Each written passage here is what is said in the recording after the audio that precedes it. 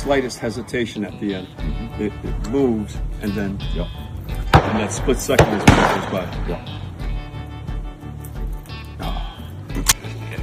All right, I'm gonna.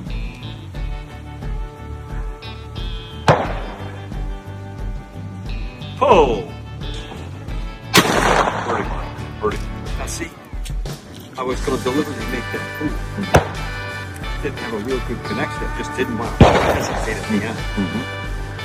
See, now what you done there a little different too was you tightened the whole point. And it looked like you dropped the muzzle a little, but you didn't. You came down that line, that target line. So tighten that hold up a little bit. I want you to move a little bit with this. Pull.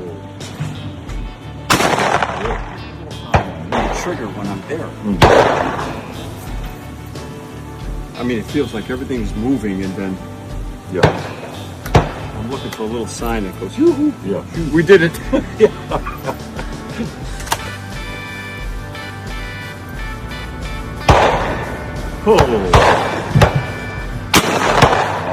That one should have felt better than any of them so far. Connected better right from the get-go. Awesome. It was also, to me, it seemed like a lot less movement. Run with that target much better that time. Connection was better. All right, okay, do another. Now, the move on the C target. Loved your line. Your line was great.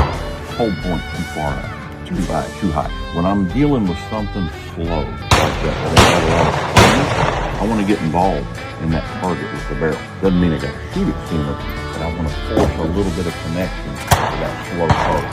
Okay? Try that for me. Pull.